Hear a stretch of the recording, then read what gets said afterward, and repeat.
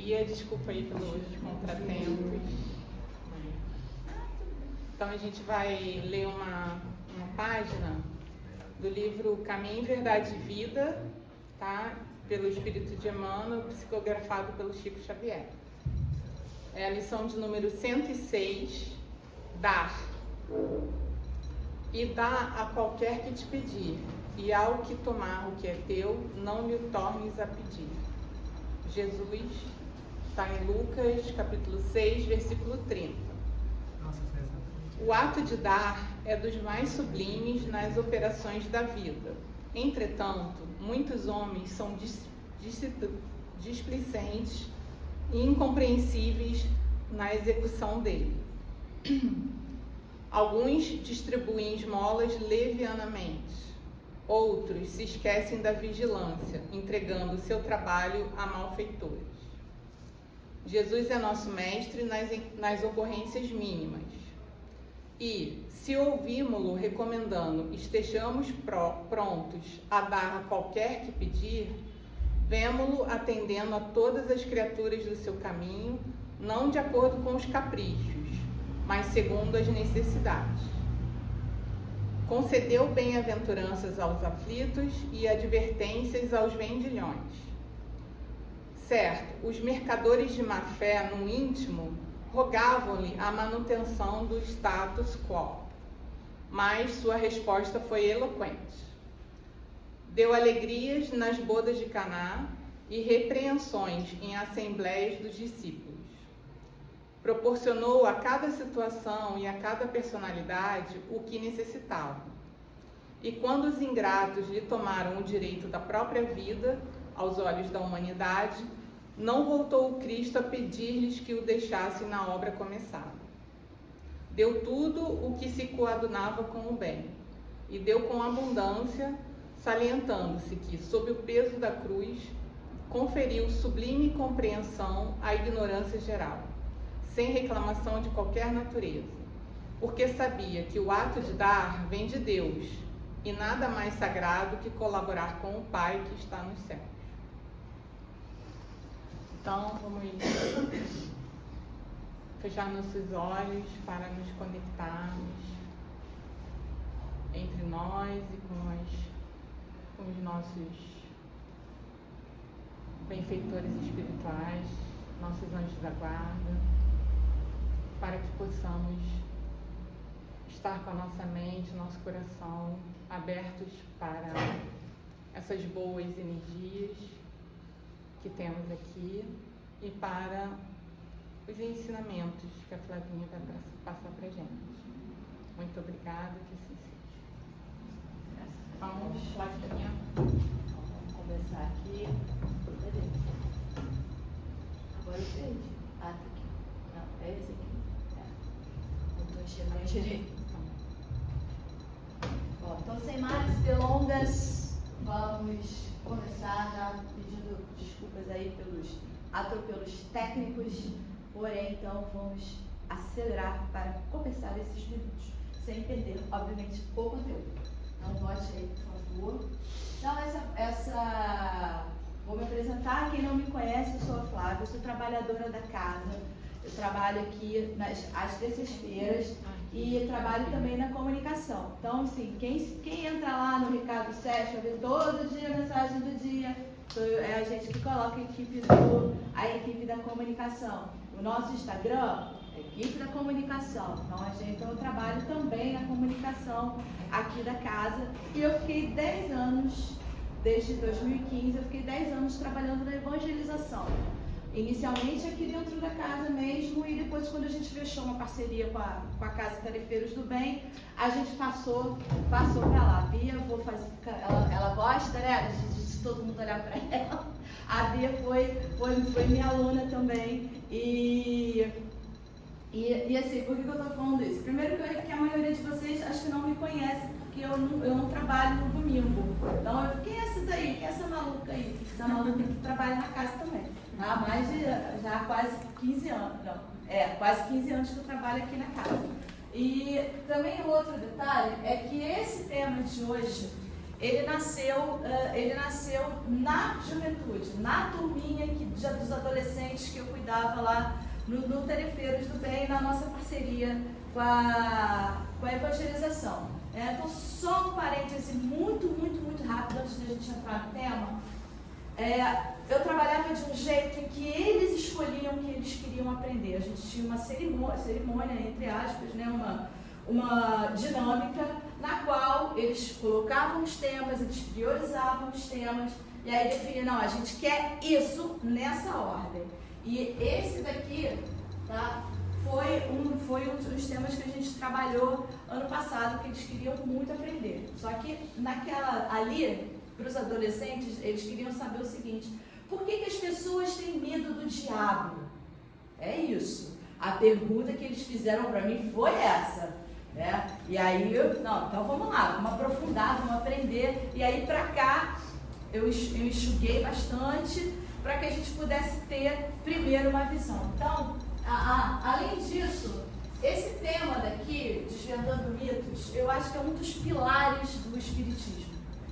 Kardec, quando organizou a doutrina, os espíritos superiores, quando disseram para a gente o conteúdo, eles buscavam principalmente isso aqui: desvendar mitos, alargar a nossa consciência, alargar o nosso pensamento com o conhecimento do que é a natureza, com o conhecimento do que é o universo, do que é o mundo, que até então o homem do século retrasado não sabia, não tinha muita ideia. Então eles vieram para a gente para nos ajudar a isso aqui. Um dos mitos que eles desfizeram foi justamente esse, a personificação do mal, que a gente vai entrar nele agora. Existem outros mitos, claro, se a gente olhar a doutrina, existem várias formas, várias coisas que as pessoas acreditavam e que os espíritos trouxeram para a gente a verdade sobre o que é. Então eu coloquei ali atrás um bloquinho de post-it cor-de-rosa. Então, se quem quiser, poxa, eu estou na dúvida, será que é isso, será que não é? Eu vou fazer igual eu fiz com os meus alunos.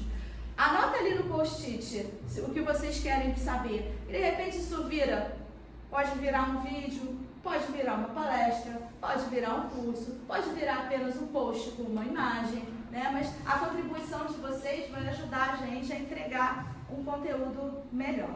Então, sem mais delongas, então a grande pergunta daqui, que a gente vai responder, a gente não, né? Quem respondeu foram os espíritos e o Allan Kardec. O mal tem um representante, tem um ser. Então é isso aí que a gente vai mostrar a luz deles para cá. Tá de baixo. Tá de baixo. Tá ligado? Acho que tá ligado no outro. Não sei se o USB tá ali, ó. Acho que ela vai ter que passar. Peraí.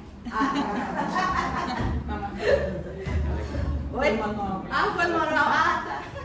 Deixa o manual. Qualquer coisa que Então, aqui, a primeira pergunta que a gente vai partir aí vocês vão me ajudar, vocês vão responder. Quem ou o que é a personificação do mal para você? Pode falar, não tem. Ganância. Oi? Ganância. Quem? Ganância. Ganância.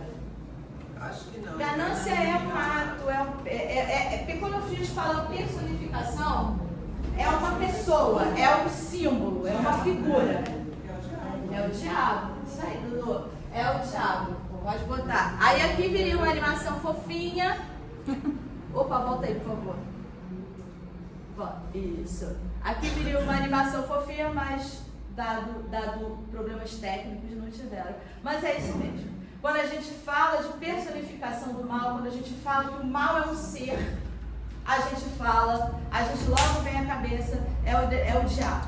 Aí aqui nessa animação, a gente conhece como diabo, demônio, cramulhão, coisa ruim, Satanás, capeta, existem N termos. Isso só que a gente está falando, gente, dos termos populares aqui do Brasil, tá? Porque se a gente for para os países latinos, vão ter outros nomes. Se a gente for para os países africanos, vão ter outros nomes. Enfim, culturalmente existem vários nomes que se referem à personificação do mal, tá? Então, mas antes da gente seguir, isso aqui eu fiz com eles. Toda aula a gente fazia isso. Falar todo mundo junto, vamos lá. O diabo não existe, o diabo é o mito. Vamos lá, vai. O diabo não existe, o diabo é o mito. Isso eu fazia com eles todas as aulas. E aí às vezes eu tava explicando. Parou, vambora. O diabo não existe, o diabo é o mito. Por quê? Isso aí muitas vezes atrapalha o pensamento das pessoas. Muitas vezes as pessoas acreditam tanto que ele existe, que isso limita o pensamento, isso limita a vida, isso limita as ações. E aí é importante justamente a gente ter isso sempre em mente. Não só esse, mas os outros mitos também que a gente pode trazer depois. Tá?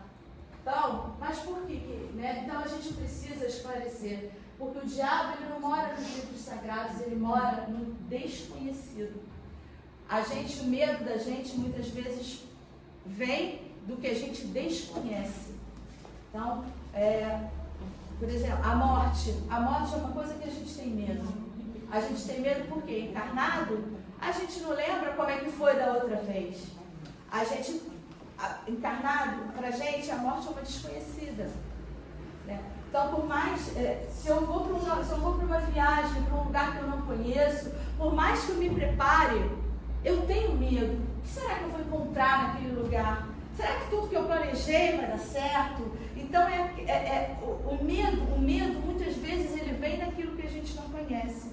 Então, é importante a gente colocar uma luz sobre ele, para que isso transforme tudo às claras e a gente perca esse medo.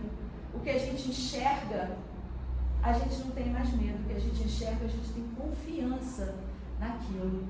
Né? Então, o medo é o que sobra quando falta compreensão. Se eu não entendo, se eu não consigo enxergar, eu tenho medo. Obrigada, amor. Só preciso enxergar onde é. Ah, tá. Então, vamos começar a mergulhar um pouquinho nisso daí, explicando primeiro o que é um mito. Tá? Segundo o dicionário, o mito é um relato fantástico, aspectos gerais da condição humana, é uma lenda. Então, relato fantástico. Quem estuda, eu agradeço muito estar estudando no gerúndio, o livro dos médiuns, porque, com o pessoal, porque assim que eu li isso aqui, relato fantástico, eu lembrei direto do que Kardec fala naquela primeira parte. Do fantástico, do maravilhoso, do sobrenatural. Então, e ele trata essa questão na primeira parte do livro dos médiuns justamente para colocar uma luz no nosso conhecimento, de que os fenômenos mediúnicos, os fenômenos espíritas, digamos assim, eles não são nada de fantástico, eles não são nada de maravilhoso. Eles são coisas naturais e corriqueiras que acontecem.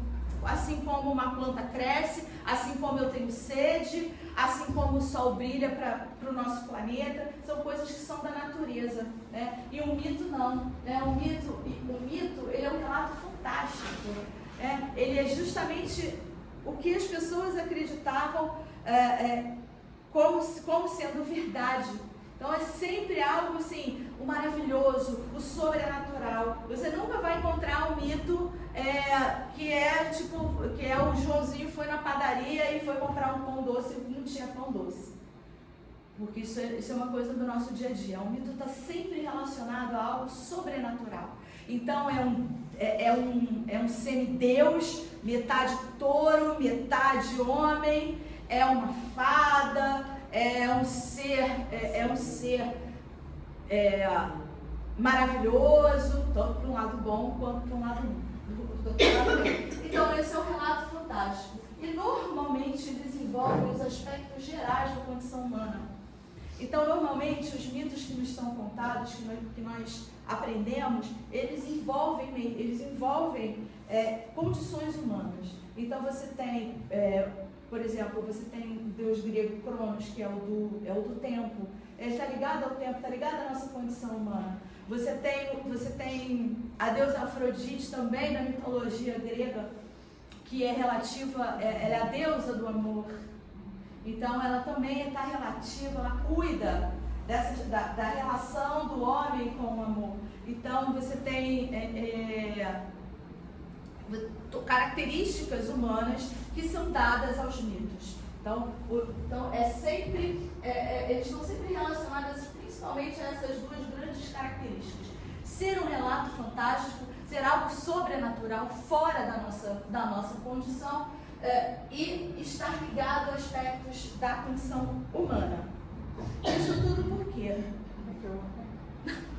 É porque eu não enxergo nada. É isso. Eu não enxergo nada. Aí a setinha que tem que clicar, eu não sei identificar qual é.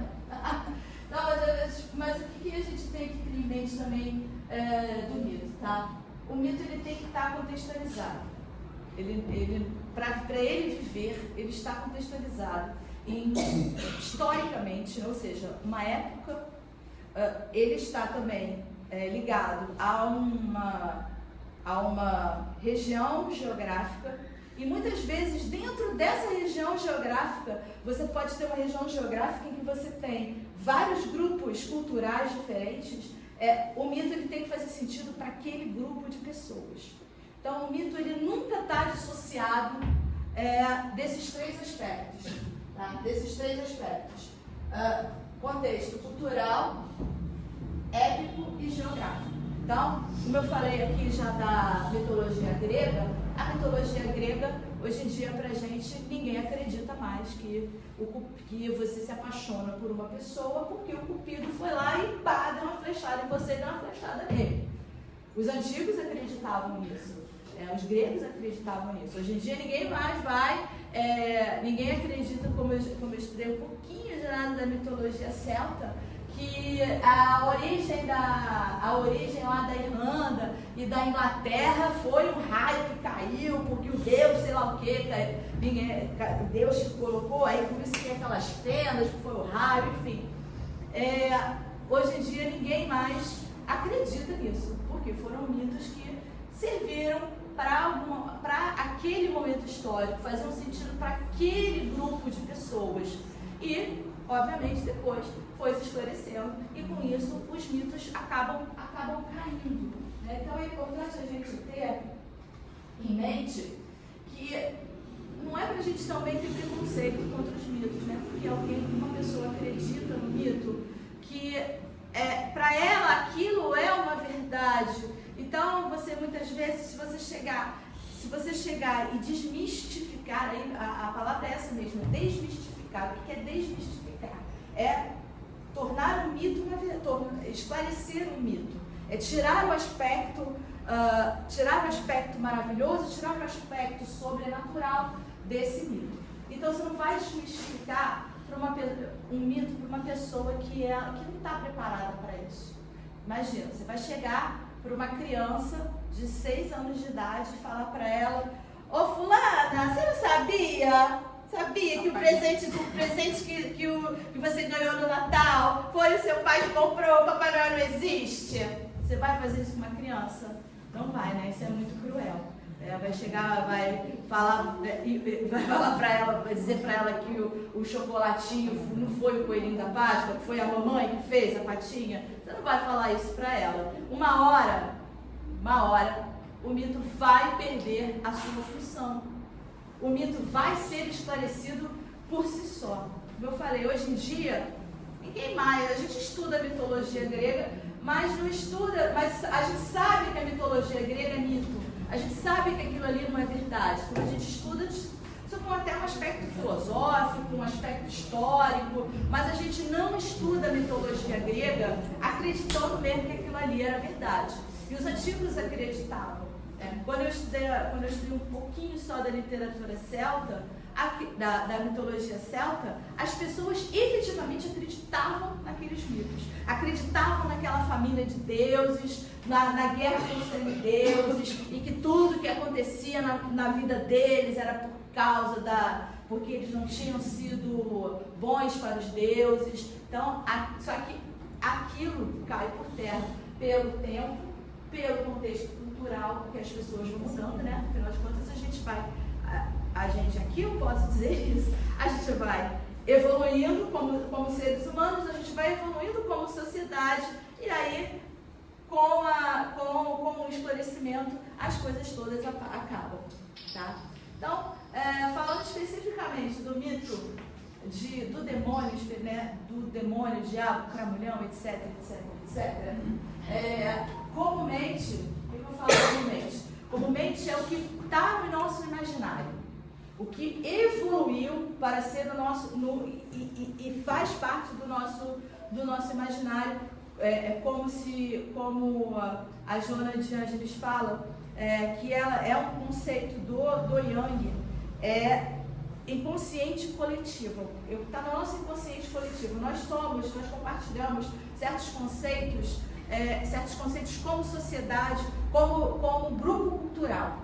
Então, isso é que é um inconsciente coletivo. A gente sabe da coisa, como o Papai Noel. Todo mundo conhece o Papai Noel. Alguém ensinou pra gente? Eu não lembro de ter ensinado, eu lembro de ter visto. É a mesma coisa que o diabo, também está no nosso inconsciente. Então, e o que está no nosso inconsciente? É esse grupo de conteúdos aqui. Então, principalmente, pode, que eu vou botar os destaques. Principalmente oposição a Deus. Então, eu tenho Deus, aqui, como o imaginário popular acredita, é um ser extremamente bom, extremamente justo, e eu tenho, em contraposição a esse Deus, eu tenho o demônio, que é um ser extremamente mau, é um ser extremamente injusto. Então, a visão é essa aqui mesmo, é o antagônico, é quem é exatamente o contrário. Então, o que a gente chama de personificação do mal, é isso, é a pessoa, um ser, é uma criatura, que o objetivo principal dele é corromper o homem. Então, o homem é um anjo de candura, e aí as coisas todas acontecem com ele. O homem é mau pela influência do diabo. Então, aqui a gente tem no mito do diabo, a gente tem exatamente essa figura. Como as pessoas acreditam que Deus também é isso, né? É um senhorzinho, velhinho, de barba, cabelo branco, em oposição à figura do diabo, que foi pintada aí, acho que foi um pouquinho depois da Idade Média. A Idade Média não tinha tanto essa figura aqui. Eu pesquisei e aí vi que na Idade Média o diabo, no início da Idade Média, o diabo era azul. Era azul. Depois que ele virou, foi se transformando, né? A imagem foi se transformando até virar isso daqui, a imagem clássica, né? Até no carnaval a gente vê o chifrinho, o tridente, rabito, todo mundo vermelho. Mas então, para a gente ficar bem na cabeça, é a oposição a Deus. É o que corrompe o homem, é o que faz o homem. Aí o homem não era o homem ser do sexo masculino, gênero masculino. É o homem ser humano. Tá? É o que corrompe o homem, é o que faz com que o homem tenha atitudes ruins. Bom, então a gente... aquilo ali foi o geral, então vamos mergulhar um pouquinho mais para a gente poder entender da onde vem esse imaginário, da onde vem esse conceito que a gente tem, tá? Então eu trouxe aqui as 3 principais religiões brasileiras e para a gente poder dar uma olhada e comparar entre elas, tá? Então, aqui a gente vem principalmente, essa visão geral do diabo, ela vem principalmente da tradição católica. Então, foi um conceito que foi construído na Idade Média, da Idade Média para cá. Então, aos poucos, isso foi sendo amadurecido, esse conceito foi sendo bem taxado, bem trabalhado. Então, e hoje em dia ainda tem isso daqui. Tá? Aperta aqui para mim. Isso. Obrigada. Então, no catolicismo, é aí que, por exemplo, para vocês terem uma ideia, a palavra que denomina, ela é católica. Né? A gente conhece muito mais como diabo e demônio. O nosso imaginário, a palavra é essa, e ela vem do catolicismo mesmo. né? E aqui no catolicismo é o mito de Lúcifer também. Todo mundo conhece, virou até série de televisão e tal, né? E aí eu vou botar vocês para pensar sobre o mito de Lúcifer. Por isso eu chamo de mito de Lúcifer, justamente estudando o que é mito, né? Porque não faz muito sentido também, né? Porque Lúcifer é um anjo. O que um anjo? Qual é a categoria do anjo? Qual é a categoria do anjo? São espíritos puros. Então, a lenda de Lúcifer diz que Lúcifer quis imitar a Deus por orgulho e vaidade. E aí Deus ficou irritado com ele. Assim, resumo, tá, gente? Depois, se vocês quiserem, a gente pode trazer a história toda e matar ele, graças ao que os espíritos trouxeram pra gente, né? Então, é um espírito puro. Espírito puro tem orgulho? Espírito puro tem vaidade? E o que mais? Deus fica irritado com o espírito puro e manda ele sair do paraíso? Não. Então, dados esses pouquíssimos argumentos que a gente consegue tirar daqui, dado isso, a gente vê que o Lúcifer é um mito também, né? Mas é um mito que perdura até hoje. O que eu estava pensando aqui quando eu estava fazendo, né, a gente se sente até um pouco incomodada ao falar as palavras. E é justamente isso que a gente vem tratar hoje. Então, essa é a visão católica. E é a visão que perdura aqui no mundo ocidental. Né? A gente que somos crias da Europa, a gente herdou esse tipo de crença. Tá? Aí, quem também herdou foram os neopentecostais. E quem são os neopentecostais? Pessoal aí da Universal, Assembleia de Deus, são neopentecostais. Então, só para a gente poder contextualizar, eu tenho o catolicismo, do catolicismo teve a reforma luterana, e aí da reforma luterana nasceram as igrejas pentecostais, né? Ou seja, os protestantes, que são os anglicanos, luteranos, batistas, e desses é que surgiram os neopentecostais. Aqui no Brasil, provavelmente aí, década de 1940, 1950, para cá, e vieram nesse movimento todo, tá? Então, eles também, tá vendo aqui, olha, só Satanás. Satanás é uma denominação judaica, não é católica. É o judaísmo que bota a figura como Satanás, mesmo assim, não é a personificação do mal também. É só uma influência, tá? O judaísmo depois, se vocês quiserem, eu disponibilizo a apostila das crianças para vocês, e aí vocês conseguem explorar mais, tá? Então, mas eles têm isso daí. Isso daqui é muito marcante. Né? E tudo que acontece de ruim para o homem é culpa do diabo. Tudo que tropeçou numa pedra é culpa do diabo. Perdi meu emprego, é culpa do diabo. Tá chovendo no dia que eu ia para o passeio da escola, é culpa do diabo. Né? Então, percebam que a culpa é sempre externa. O que de ruim acontece com o homem é sempre fora dele. É tudo culpa do diabo.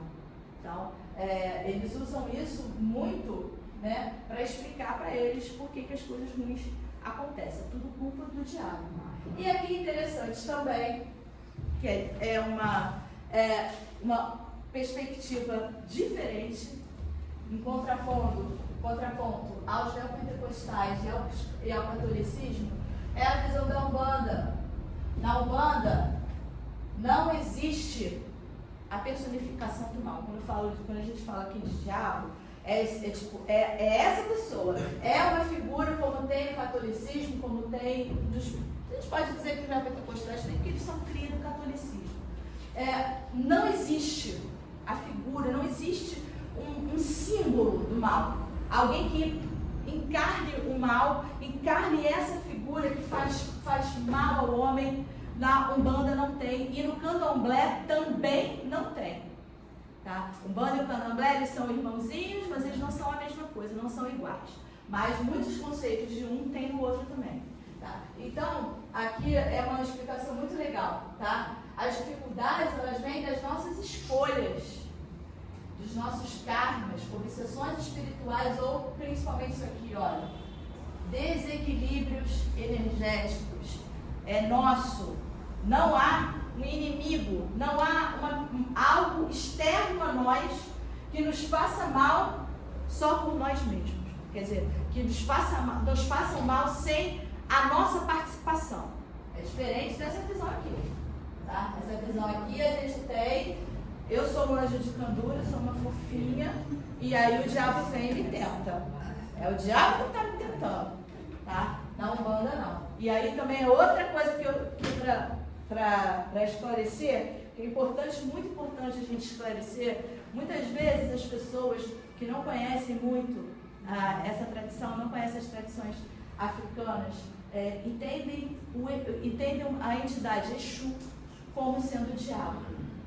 Não, pelo amor de Deus, não. Até pintaram a entidade muito parecida com que os católicos neopentecostais, quem acredita nessa figura aqui do diabo, pintaram o Exu muito parecido, né? Vermelho, com os dentinhos assim, a cartola, tá? Mas Exu, a entidade Exu, entidade, orixá, aí depende da corrente, né?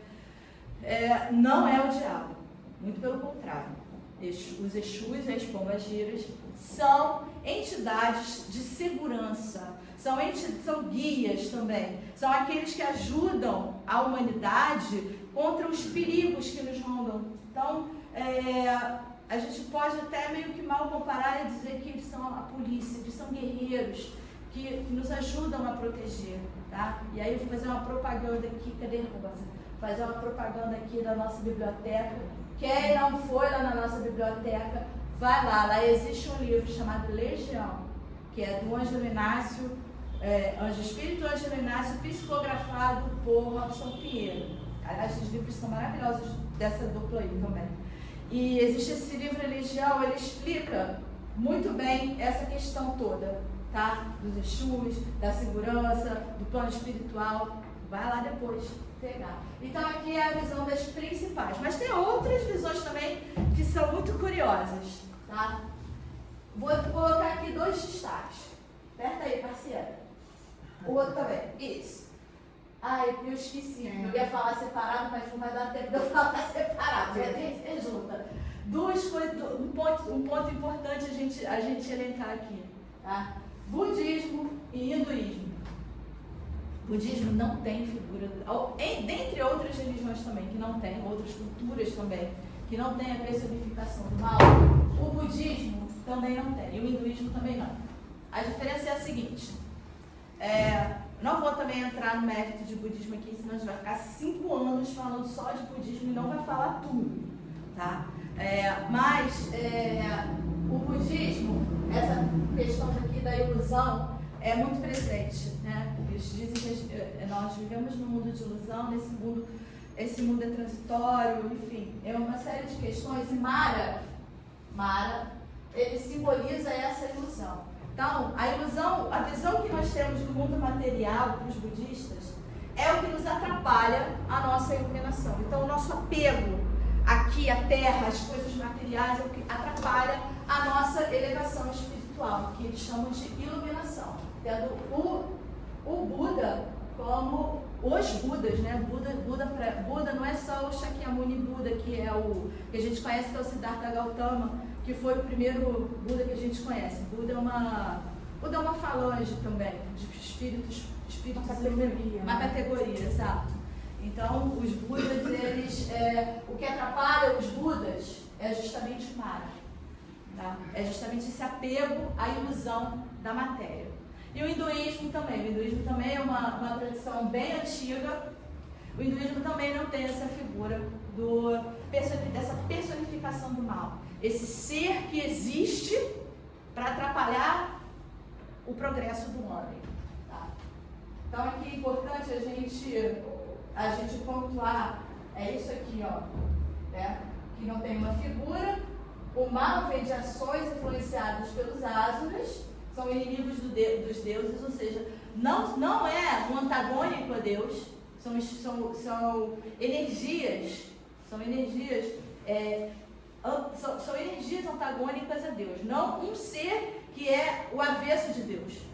Tá? Percebe a diferença? Tá? Mas aqui é importante, se eu tivesse marca-texto, que isso aqui é para a gente gravar para mais tarde, tá? São de responsabilidade de cada um de nós. Então, o mal que nos acontece, o que me desvia do caminho, não é vindo de uma figura, é minha, sou eu, é minha responsabilidade. Bom, dado isso, alguém tem alguma dúvida até aqui? Então vamos seguir, porque agora a gente vai ver a nossa visão.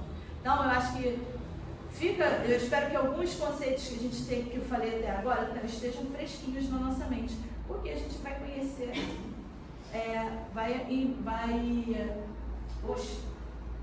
vamos mergulhar um pouquinho mais agora na nossa doutrina, tá? Existem outras partes na doutrina, no livro dos Espíritos, em que existem explicações, mas a mais completa de todas está aqui na pergunta 131 do livro dos Espíritos, em que ele fala basicamente de anjos e demônios.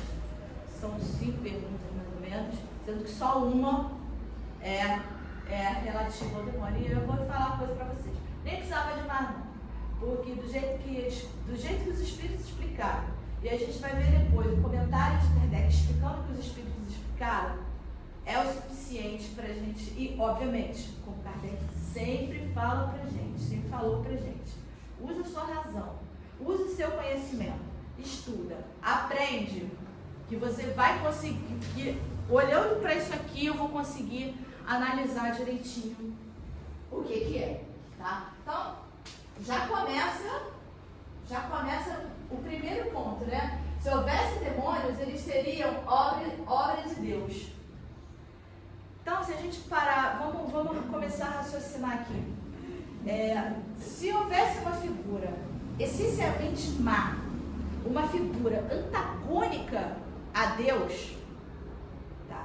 Se a gente parte do princípio que Deus é a inteligência suprema, a causa primária de todas as coisas, seria a causa de tudo o que existe, ele teria criado o demônio também, não teria? E aí, vamos lá. E Deus seria justo e bom, criando seres infelizes, eternamente voltados ao mal? Você acha que Deus ia fazer isso com a sua criação? Criar alguém, primeiro, a gente sabe que o que é de ruim também é transitório, também é passageiro. E Deus não seria absolutamente bom, absolutamente justo, se ele tivesse criado seres ele já criou aquele ser ruim, já criou aquele ser mal, essencialmente mal. Obviamente que não, né, gente? Né? Vamos lembrar então, vamos lembrar principalmente como é que Deus cria as pessoas, né? Somos criados, vamos lá, todo mundo sabe isso, somos criados simples e ignorantes, destinados à perfeição. A gente é criado, né, o espírito, o princípio inteligente, o espírito, ele é criado como uma folha em branco. Então, Deus não faz julgamento. Não existe julgamento, esse aqui vai ser bom, esse aqui vai ser ruim, esse aqui vai ser mais ou menos. Não, ele cria todo mundo igual. Simples e ignorante, uma página em branco. Quem define a nossa trajetória somos nós. Com as nossas atitudes, com os nossos pensamentos, com a nossa resposta ao que o mundo nos apresenta. É a gente.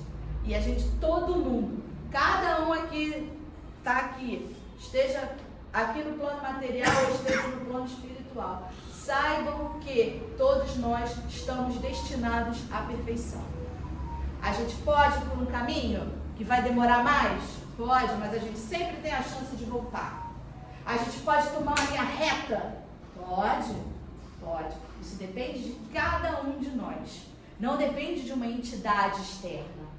E mesmo em se tratando dessa entidade externa, Deus não ia criar uma entidade externa já pronta para fazer mal ao homem. Isso é ilógico. O Kardec vai falar isso, que ele vai falar isso mais lá na frente, né? E aí, o que ele coloca aqui?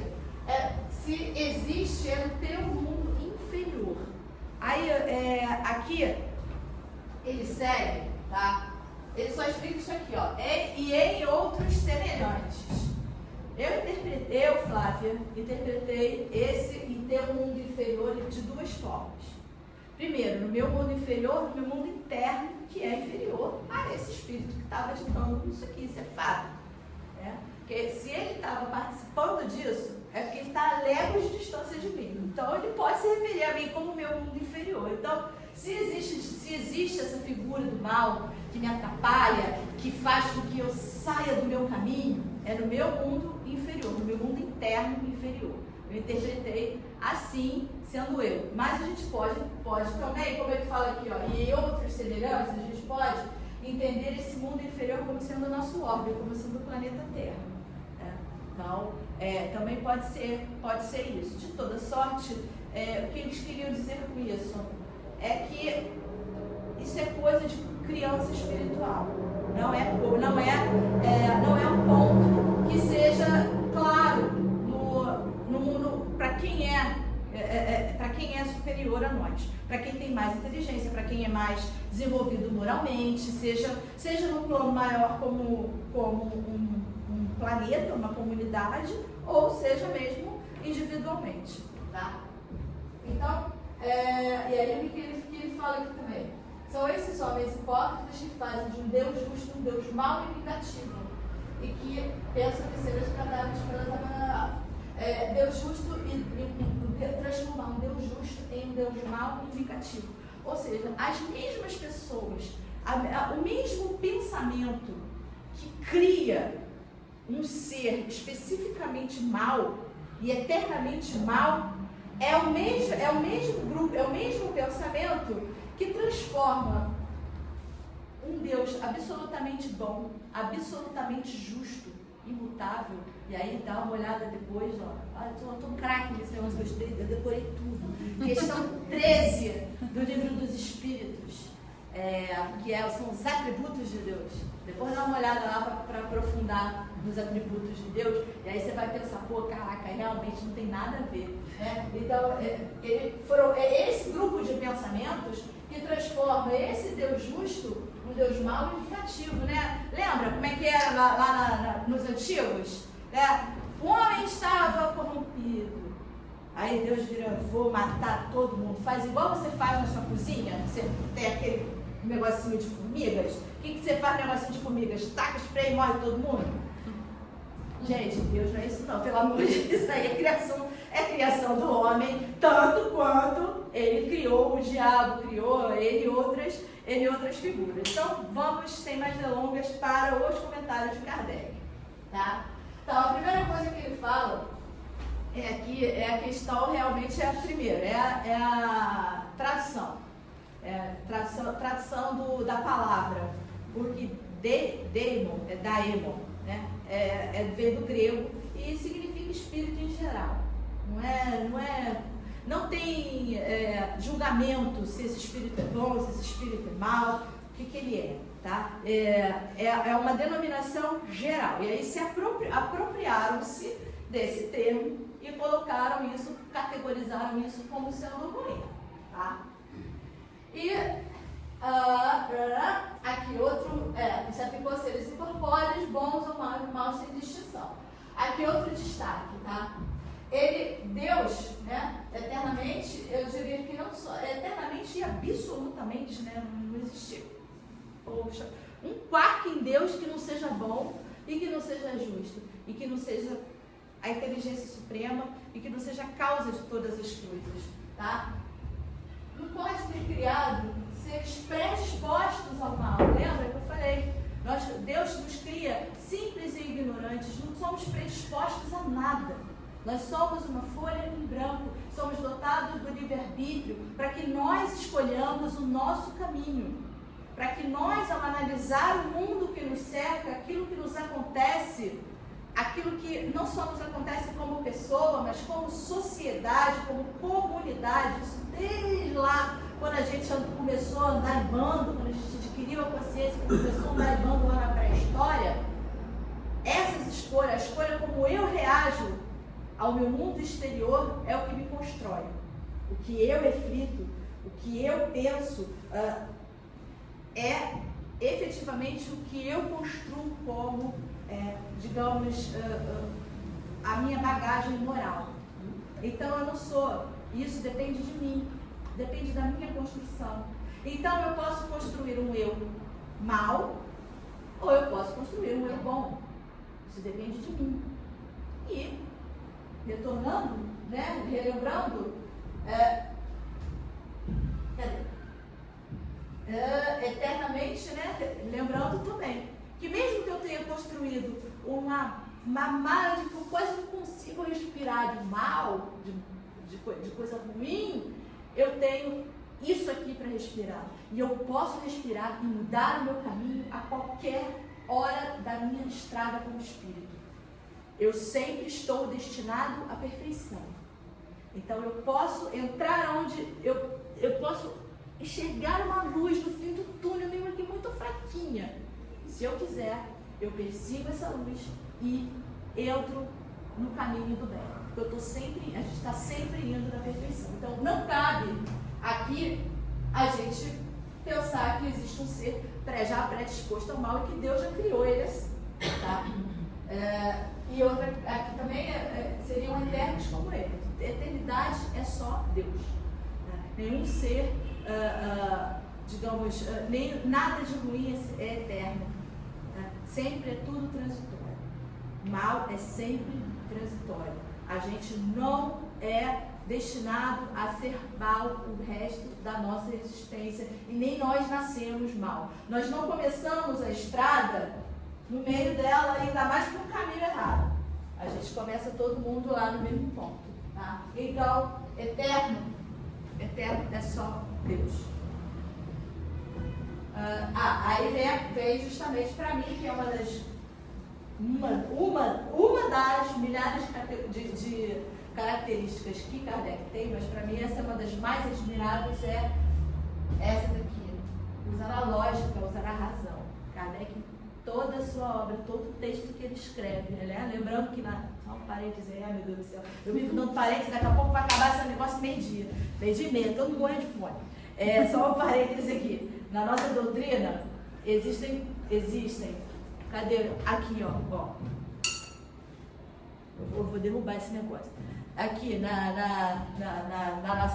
nossas obras básicas, né, só para a gente se tocar numa coisa, existem conteúdos que foram ditados pelos espíritos e conteúdos que Kardec, a partir do que foi ditado nos espíritos, escreveu de próprio punho. Tá? Então, quando eu falo, Kardec é lógico, é isso, aquilo, quando eu estou me referindo a esses textos, ao que eu leio, que é escrito de próprio punho dele. Tá? E aí também, como eu sempre falo aqui, desde que eu comecei a fazer esses estudos, estudem a codificação básica. Tá? Eu não sei por onde começar, começa pelos livros dos Espíritos. É uma leitura muito boa, esclarecedora, e vai ajudar a gente em tudo que a gente consegue entender na vida. Tá? Então aqui é justamente essa, isso que ele está chamando a atenção, como ele chama a atenção da gente, e acho que em quase todos os textos de próprio punho que ele escreve. Sejam racionais. Usem a cabeça, usem o que vocês conhecem para pensar, para se contrapor a esse conhecimento que é apresentado. Sabe? Vamos parar, pensa, isso aqui é o que? Isso aqui é uma garrafa, ela está cheia de água. Sabe? Usa o raciocínio lógico para analisar os fatos. E é isso que ele chama a atenção aqui pra gente, tá? Dá um breguetinho aí. Isso. Aqui também é só para chamar a atenção que ele chama de povos atrasados, né? Que este Kardec era o senhor super hiper desenvolvido, não. Povos atrasados para ele Eram os povos que não tinham desenvolvimento moral nem intelectual, de acordo com o que ele via na época, tá? Baseado na época dele, era quem está para trás. Então ele chama isso só para não dizer, Kardec é isso, é aquilo, aquilo outro. Não, Kardec está olhando o que ele chama de povos atrasados, são os povos historicamente mais longe dele, né? Então, o que ele está dizendo aí, aqui é que na crença dessas pessoas, sim, existia. É o que a gente falou das crianças, né? As crianças acreditam em Papai Noel, acreditam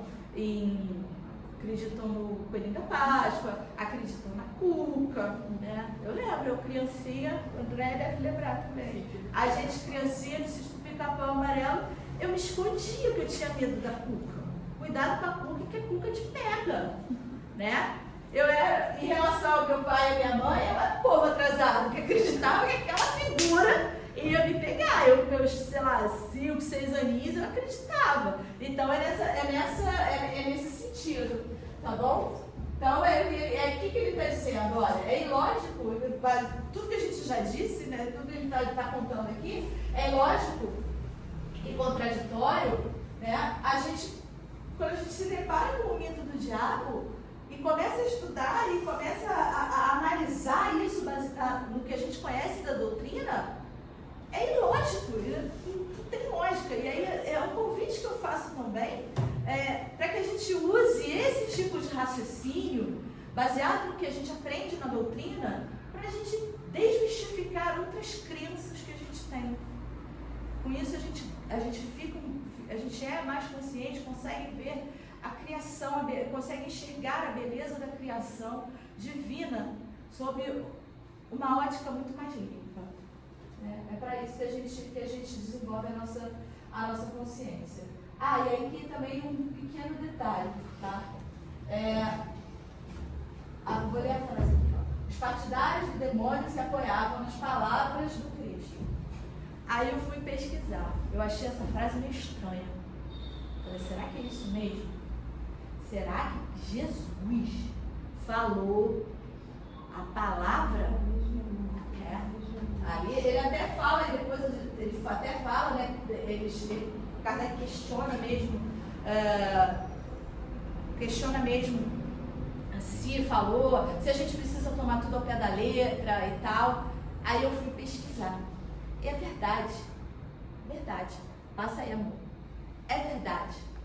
Jesus falou nestes 3 trechos a palavra diabos, acusador, caluniador, em grego. Falou mesmo. Eu fui olhar lá, foi uma pesquisa meio demorada, mas foi verdade. Por quê? Eu quis uma primeira, diferenciar o que é. O narrador do Evangelho fala, né? E o que é, abre 2 pontos, travessão, Jesus disse, 2 pontos, travessão. Eu quis diferenciar primeiro isso. Se era o narrador que estava dizendo ou se eram palavras de Jesus mesmo, tá? Todos esses trechos aqui foi Jesus. E outra coisa, se ele usou efetivamente esse vocábulo, ou se ele usou por quê? Lembra, Kardec explicou pra gente, em grego, daimon tem outra conotação, tem outro sentido do que a palavra diabo. Ou se era, porque, né? A gente sabe que existem as traduções, essas traduções, muitas vezes as linguagens antigas, um vocábulo servia para vários significados. Os idiomas, eles não eram tão ricos como a nossa, que tem praticamente um símbolo fonado, um símbolo... Eu esqueci o nome da palavra. O quê? Um símbolo que é verbal, lembrei. Um símbolo verbal, seja falado, seja escrito, para um vocábulo, para uma coisa, digamos assim, né? Então, o resultado foi esse. Mateus 4.1, depois pode pegar lá. Mateus 4.1, tentação do deserto, Mateus, parábola do joio, blá, blá, blá, blá, blá. Bom, Aí, mais uma vez, mas isso não prova essa existência, tá? Por quê? A gente tem que levar em consideração o que está aqui. Principalmente, né, lembrando, tem um trecho do Evangelho segundo o Espiritismo que trata exatamente disso. Por que Jesus falava por parábolas? Então, mesmo ele tendo usado esse vocábulo, especialmente esse vocábulo, isso não significa que o diabo exista. Porque Jesus, ele usa como recurso as parábolas. Ele usa como para explicar as coisas para as pessoas, ele usa parábolas, ele usa sentido figurado. Remeto mais uma vez ao exemplo da criança. Muitos pais fazem isso. Olha, se você se comportar, o Papai Noel não vai trazer presente para você no final do ano, tá? Se você não obedecer a tia, o coelhinho da Páscoa não vai te trazer um ovo de chocolate branco, tá? Então, é nesse sentido que Jesus usa. Jesus usava a linguagem que aqueles espíritos estavam acostumados. Quem ia receber estava adequado. Jesus é tão sábio, que ele sabe, ele usa as palavras, ele desce ao nível daqueles que estão ouvindo. Tamanha é a grandeza e a caridade que ele tem ao ensinar. Então, muitas vezes é isso, tá? Então, pode passar, agora eu vou ter que começar a correr. Isso aqui é importante. Resumidamente, tá? Resumidamente, para a gente não avançar muito, aqui, tá? Ele fala sobre espíritos impuros, que muitas vezes o demônio a gente pode se referir como os espíritos impuros, né? E que como a gente fala, é um estado apenas transitório.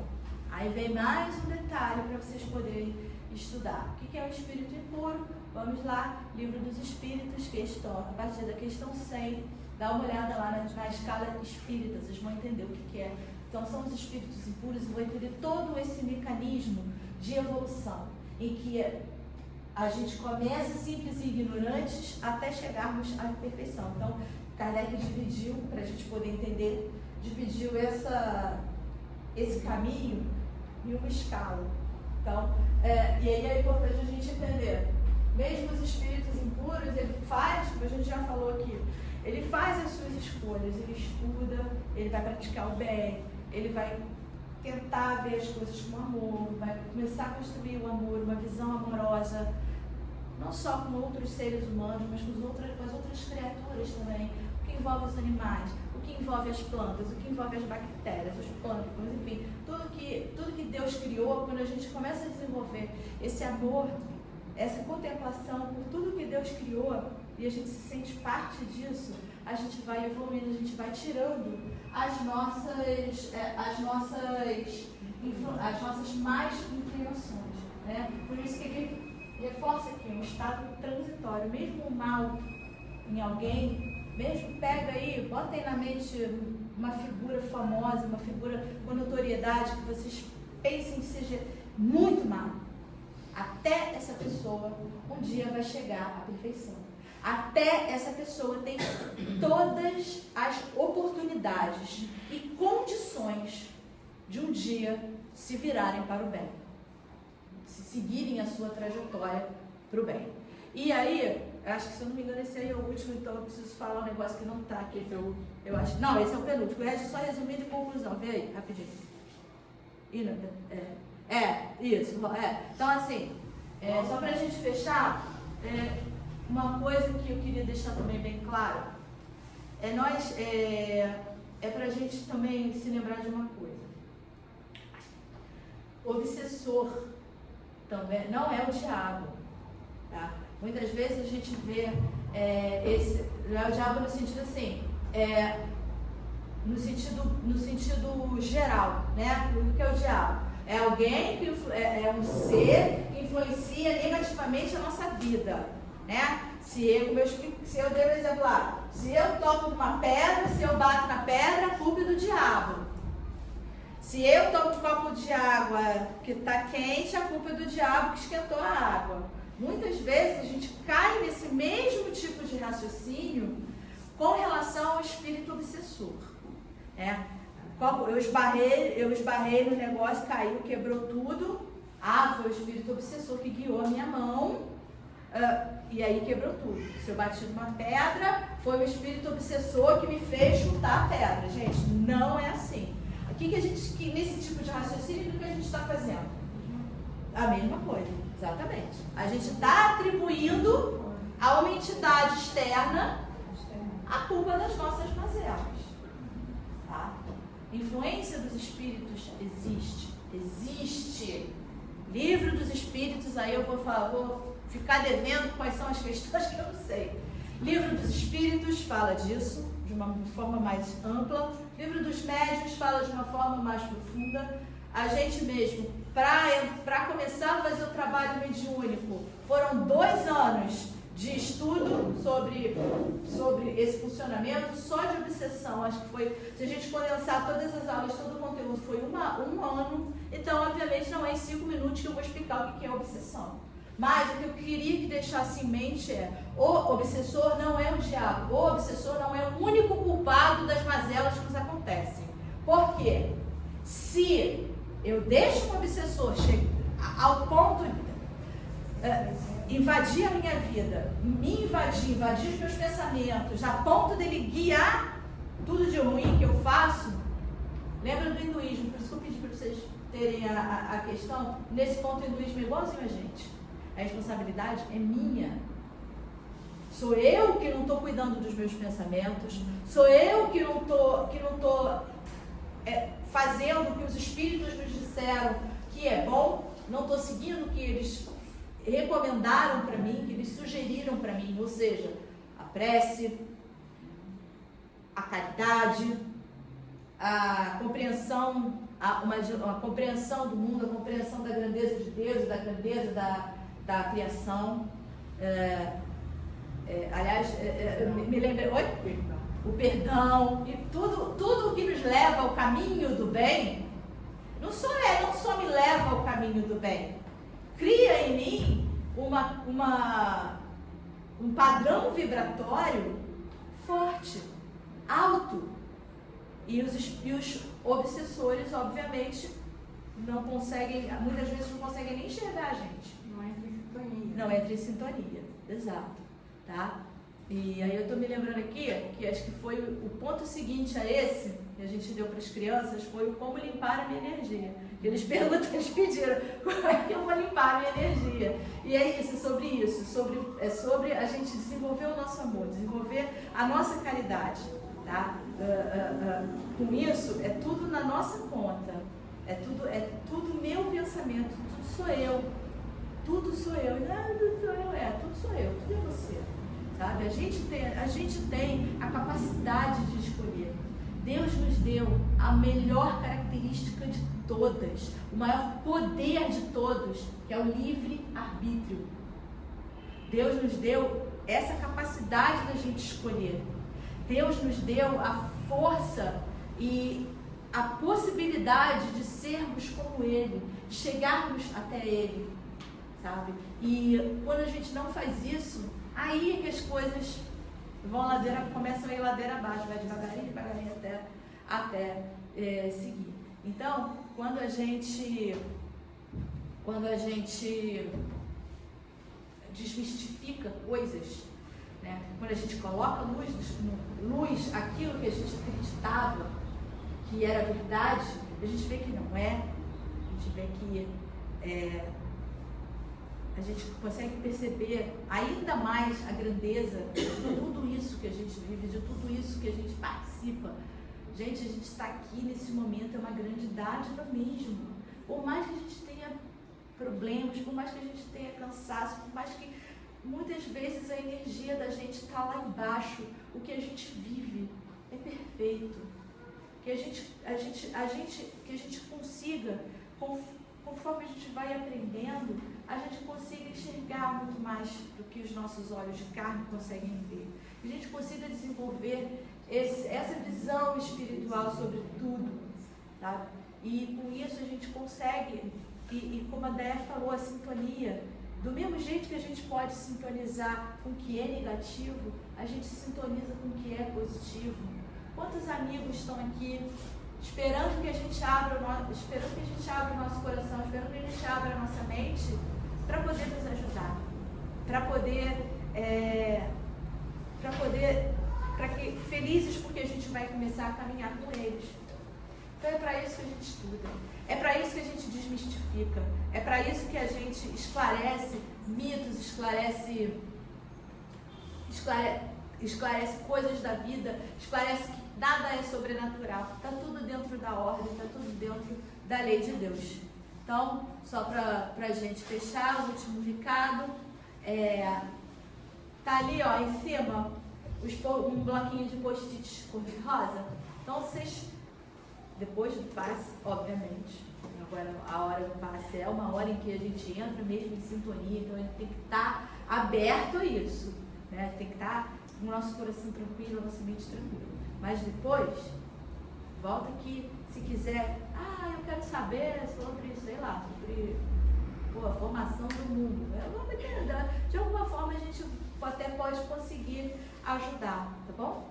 Bota ali no post-it colorido, que isso vai virar conteúdo, vai virar aprendizado, não só para vocês, mas principalmente para a gente que faz também, tá? Então, muito obrigada mais uma vez. Espero que tenha ajudado. Qualquer coisa, se quiserem também, eu posso disponibilizar a apresentação e o material que foi das crianças, tá? Então, vamos lá? Vamos repetir só mais uma vez. O diabo não existe. O diabo é um mito. Obrigada, gente. Fiquem com Deus. Bom, então agora a gente vai para a segunda parte da reunião, que é o passe. Então a gente pede que todos permaneçam em oração, tá? Para ficar em sintonia. Tá bom? Então vamos agradecer, né, a Deus nosso Pai, a Jesus nosso Mestre, por tanta coisa boa que a Flavinha falou, esclareceu pra gente. E que possamos entrar, né, nessa sintonia com os bons espíritos que estão aqui, nos ajudando, nos protegendo. Que possamos ter um ótimo domingo e uma ótima semana. Sempre em sintonia com os nossos benfeitores, nossos anjos da guarda, com Deus e com Jesus.